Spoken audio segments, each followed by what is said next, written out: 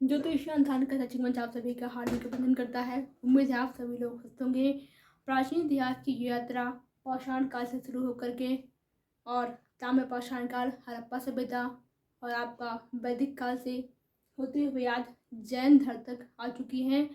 और आज हम पढ़ेंगे जैन धर्म के विषय में। यहाँ से भी बहुत सारे क्वेश्चन हमें परीक्षा में देखने को मिलते हैं। ऐसे में ज़रूरी है कि हम जैन धर्म का भी विस्तार से अध्ययन करेंगे और उन जानकारियों को आप अच्छे से नोट्स में लिख सकते हैं जो कि इसमें लिखी गई हैं।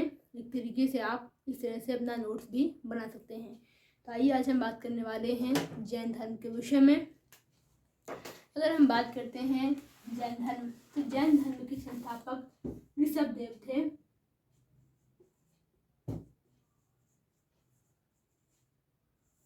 ये जैन धर्म के संस्थापक कहे जाते हैं। हर धर्म में या फिर हर व्यवस्था में कोई न कोई व्यक्ति ऐसा होता है जो संबंधित विषय को या संबंधित जो भी धर्म होता है या कोई बात होती है तो उसमें वो काफ़ी ज़्यादा पारंगत होता है। और उसकी वजह से चाहे वो धर्म हो या कोई व्यवस्था हो या कोई भी ऐसा कार्य हो जो कि लोगों के द्वारा संपन्न होता हो, उन लोगों को बेहतर बनाने में योगदान होता है। वो कार्य किया था महावीर स्वामी ने। इस वजह से जैन धर्म में महावीर स्वामी का काफ़ी अच्छा स्थान है और महावीर स्वामी से काफ़ी सारी जो बातें हैं वो हमेशा परीक्षा में पूछी जाती हैं। अगर हम बात करें महावीर स्वामी का जन्म, तो ये आपका 599 ईसा पूर्व कुंडग्राम वैशाली में हुआ था। और इनके पिता का नाम सिद्धार्थ था जो कि जातक कुल से अपना संबंध रखते थे।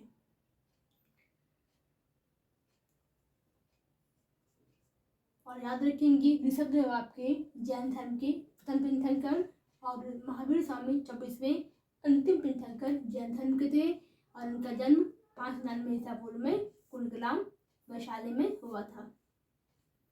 और इनके पिता का नाम सिद्धार्थ था जो कि ज्ञातक कुल से संबंध रखते थे।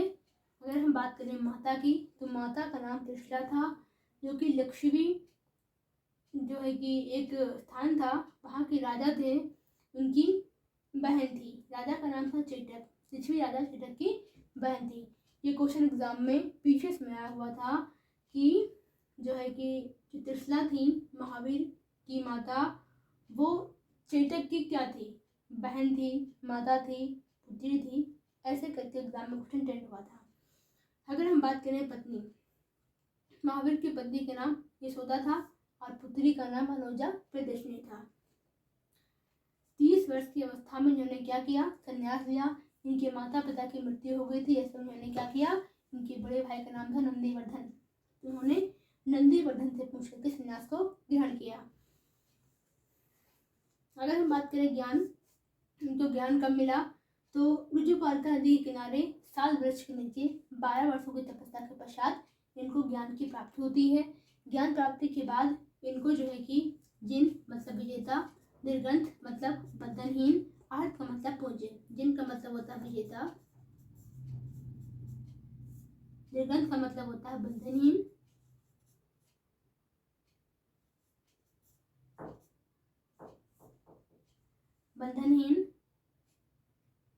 और आहद पूज्य, इन नामों से इनको पुकारा गया था। तो ये रही आपकी महावीर स्वामी जानकारी, जिसने कई बार एग्जाम में रिपीट हुआ। इनका जन्म कहाँ हुआ है, इनके जन्म का स्थान क्या था, और महावीर स्वामी जैन धर्म के कौन से तीर्थंकर थे जो प्रथम 24वें तीर्थंकर थे। प्रथम कौन थे, तो आपके ऋषभदेव थे जो कि जैन धर्म के संस्थापक थे। और इनके पिता का नाम क्या था, तो सिद्धार्थ था। अगर हम बात करें कि इन्होंने उपदेश कौन सी भाषा में दिया, ये क्वेश्चन अक्सर एग्जाम में रहता है कि महावीर स्वामी ने अपने उपदेश किस भाषा में दिए थे। याद रखेंगे प्राकृत या अर्धमागधी, दोनों में से अगर कोई ऑप्शन में आता है तो आप हमेशा टिक कर देंगे। प्राकृत आए तो प्राकृत, अर्धमागधी आए तो अर्धमागधी, जैसे मैंने लिखा है ऐसे भी एग्जाम में अगर आए तो आप इसे हमेशा टिक करेंगे। अगर हम बात करें जैन धर्म में प्रथम भिक्षुणी कौन थी महावीर स्वामी की, वो थी चंपा। और प्रथम भिक्षु जामिल थे जो कि इन्हीं के दामाद ऐसा कहते हैं थे। और अगर हम बात करते हैं जैसे कि इनमें बहुत सारे तीर्थंकर हुए, कुल मिलाकर 24 तीर्थंकर हुए। तो उन्होंने क्या किया था कि हर तीर्थंकर अपने साथ कोई ना कोई प्रतीक रखता था। जैसे कि ऋषभदेव ने सांड को प्रतीक बनाया था, या और अजितनाथ ने हाथी को, पार्श्वनाथ को ने सर्प को। तो इस तरह से उनके प्रतीक हुआ करते थे। ये एग्ज़ाम में कभी कभी पूछ लेता है। कभी कभी क्या होता है कि आपको 4 देगा, ठीक है, और डिस्टर्ब कर देता है। जैसे कि महावीर की जगह पे इसने सर्प कर दिया और पार्श्व की जगह पे इसने सिंह कर दिया। फिर उसने पूछा कि निम्नलिखित में से कौन सा सम्मिलित नहीं है। तो ऐसे क्वेश्चन बनते हैं। ऐसे में आप अगर इतना सब बना लेंगे तो काफ़ी अच्छा रहेगा। आइए थोड़ा देख लेते हैं। ऋषभदेव का क्या था? सांड था। अजितनाथ का हाथी, पार्श्वनाथ का सर्प। पार्श्वनाथ आपके 23वें तीर्थंकर हैं, महावीर आपके 24वें हैं। प्रथम कौन से हैं? तो आपके ऋषभदेव हैं। शांतिनाथ आपके 16वां हैं, मल्लीनाथ आपके 19वें हैं। महावीर स्वामी का सिंह है, शांतिनाथ का हिरण है। इसके अलावा अगर हम बात करें मल्लीनाथ का तो आपका कलश है। तो इस तरह से आपकी जानकारी जो है कि जैन धर्म से संबंधित ये थी। और अभी हम आगे कुछ और विशेष बातों पर चर्चा करते हैं। आइए आगे हम देखते हैं। जैसा कि हम सभी जानते हैं, महावीर स्वामी के प्रथम शिष्य जमाली थे, लेकिन जमाली से उनका मतभेद होता है। आइए हम देखते हैं मतभेद क्यों होता है। तो एक सिद्धांत था जैन धर्म में, जिसको हम बोलते हैं क्रियाक्रमण सिद्धांत। इसका मतलब ये था कि कोई कार्य हम शुरू करें, इसका मतलब वो पूर्ण हो गया है। मान लीजिए आपके पास कोई किताब है, आप किताब खरीद कर लाए और पहला पन्ना पलटा, इसका मतलब आपका काम किताब पढ़ने का पूरा हो गया।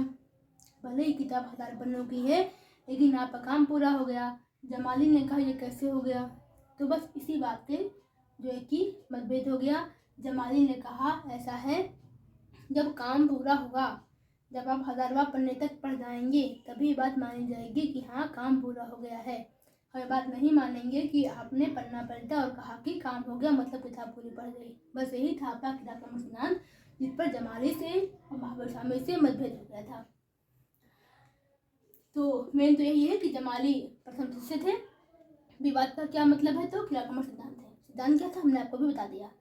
और अगर हम बात करें पंच महाव्रत, जैन धर्म में पंच महाव्रतों का उल्लेख है, जिसमें कि अहिंसा, सत्य, अस्तेय, परिग्रह, ब्रह्मचर्य एग्जाम में पूछे जाते हैं। क्रम से याद कर लीजिएगा, जिसमें से 4 पार्श्वनाथ के समय से प्रचलित है। 5वां जो है कि ब्रह्मचर्य, ये आपके महावीर स्वामी जी ने जोड़ा था। ठीक है, पंच महाव्रत में ब्रह्मचर्य किसने जोड़ा? तो महावीर स्वामी जी ने जोड़ा था। और अगर हम बात करते हैं जैन धर्म में, तो जैन धर्म आपका वेदों को स्वीकार करता है। मतलब क्योंकि वैदिक काल में क्या था, वेद ही सर्वश्रेष्ठ थे, वेदों से श्रेष्ठ कोई भी नहीं है। उन्होंने कहा ऐसा है कि वेदों की सर्वश्रेष्ठता को हम स्वीकार नहीं करेंगे। ठीक है, पाखंड का विरोध करते थे, इसमें जो जादू है, टोना है, तमाम चीजें थी। कहा ऐसा है पाखंड का हम पूरी तरह विरोध करते हैं। दूसरी बात, फिर उन्होंने कहा हम पुनर्जन्म में विश्वास करते हैं, कर्मवाद में विश्वास करते हैं, लेकिन ईश्वर है, हमें बात नहीं मानेंगे। ईश्वर के शिष्य में जैन धर्म विश्वास नहीं करता है। एग्जाम में आता है निम्नलिखित में से जैन धर्म के विषय में कौन से कथन सत्य हैं? Option number 1, option number 2, option number 3। फिर आप में लिखेगा मतलब 2 सही हैं, 1, 2, 3 सही हैं, या फिर पहला सही है। ऐसा एग्जाम में देखने को मिलता है। जब प्रैक्टिस कराएंगे तो आप देखिएगा वहाँ पर। और प्रैक्टिस MCQ हमने कराए हैं, हड़प्पा के कराए हैं, ताम्रपाषाण के कराए हैं, वैदिक काल के कराए हैं। उन सबको आप देखा कीजिए, जिससे आप जान पाएंगे कि क्वेश्चन कैसे बनते हैं, कहाँ से बनते हैं। जैन धर्म में 3 रत्नों का उल्लेख है, वो कौन कौन से हैं? सम्यक दर्शन है, सम्यक ज्ञान है, सम्यक आचरण है। ऐसा कहा जाता है कि मानव बुराइयों में फंसा होता है, उस अवस्था को हम क्या कहते हैं? आश्रम कहते हैं। फिर वो क्या करे? अगर इन 3 रत्नों का पान करें, क्या करें? सम्यक दर्शन करें, सम्यक ज्ञान की प्राप्ति कर ले, सम्यक आचरण कर ले, तो क्या होता है? समय की अवस्था प्राप्त होती है। समय के पश्चात क्या होगा कि जो है कि इन सभी बंधनों से मुक्त हो जाएगा। वो क्या हो जाएगा? निर्जरा की अवस्था हो जाएगी। और इसके पश्चात जब सब बंधन से मुक्त होगा तो क्या हो जाएगा? उसको अंत में मोक्ष मिल जाएगी। ये क्रम है। ठीक है, अगर हम बात करें कि जैन धर्म में जो है कि विभाजन हुआ, तो हाँ विभाजन हुआ था। 2 शाखाएं बनी, श्वेतांबर और दिगंबर। स्थूल भद्र के शिष्य श्वेतांबर कहलाए, दिगंबर आपके भद्रबाहु के शिष्य कहलाए। जो श्वेत वस्त्र धारण करते हैं वो श्वेतांबर, जो नग्न रहते हैं वो दिगंबर। इनके लिए कहना है कि ऐसा है कि दिशाएं ही मेरा वस्त्र हैं, हम कपड़े नहीं पहनेंगे, दिगंबर हैं। जो श्वेत वस्त्र धारण करते हैं वो श्वेतांबर हैं। हालांकि स्त्रियां श्वेत वस्त्र धारण करती हैं, ठीक है, वो ऐसे ही नग्न रहती हैं। अगर हम बात करें इसमें जो है कि महावीर स्वामी का निधन कब होता है, तो 572 ईसा पूर्व में राजगीर बिहार राज्य पड़ेगा। यहाँ पर स्थान है पावापुरी, यहाँ पर इनका निधन होता है। इतनी कई बार एग्जाम में रिपीट हुई है कि महावीर स्वामी का निधन कब हुआ है और कहाँ पर हुआ है। अगर हम बात करें श्वेतांबर और दिगंबर, ठीक है, श्वेतांबर और दिगंबर इन दोनों में ऐसा क्या था जो कि मतभेद हो गया, तो हमेशा याद रखेंगे कि श्वेतांबर है वो कहता है 19वें तीर्थंकर, सुन लीजिएगा, 19वें तीर्थंकर जो है कि 19वें तीर्थंकर थे मल्लीनाथ, ठीक है ना। इनका जो वो है प्रतीक चिन्ह वो था कलश, कलश, ठीक है, कलश था। तो इनका कहना था कि मल्लीनाथ स्त्री हैं, ठीक है, स्त्री हैं, जबकि दिगंबर कहता नहीं पुरुष है, ठीक है। और इनका ये कहना था कि श्वेतांबर का कि विवाहित थे महावीर स्वामी।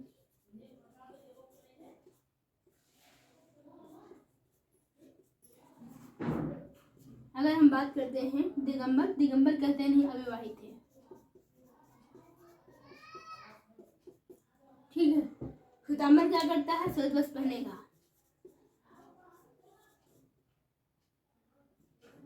श्वेत वस्त्र जो है कि धारण करता है। दिगंबर क्या पहनते हैं, नग्न रहेंगे, नहीं पहनेंगे, ठीक है, हालांकि स्त्रियां पहनती हैं, ठीक है ना। ये थोड़ा सा अस्पष्ट था, तो ये थोड़ा सा यहाँ पर स्पष्ट से आप यहाँ पे देख पाएंगे। तो देखिएगा, हमने बताया था आपको श्वेतांबर और दिगंबर,